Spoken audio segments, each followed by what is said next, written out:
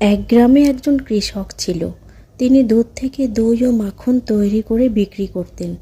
একদিন কৃষকের স্ত্রী মাখন তৈরি করে কৃষককে দিলেন বিক্রি করতে। কৃষক তা বিক্রি করার জন্য গ্রাম থেকে শহরের উদ্দেশ্যে রওনা হইলেন।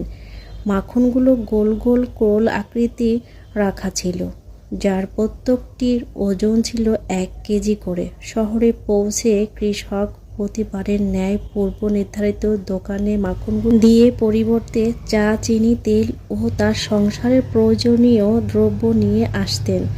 আজ কৃষক চলে যাওয়ার পরে দোকানদার মাখনের রোলগুলো একটা একটা করে ফ্রিজে রাখার সময় ভালোভাবে মাখনের ওজন সঠিক আছে কিনা আজ একবার পরীক্ষা করে দেখা যাক ভাবল।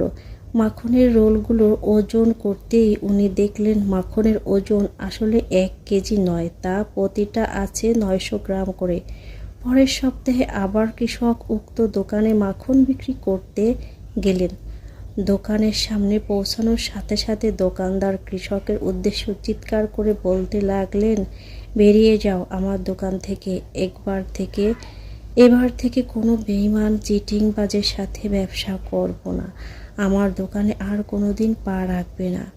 900 গ্রাম মাখন 1 কেজি বলে বিক্রি করা লোকটার মুখ আমি দেখতে চাই না।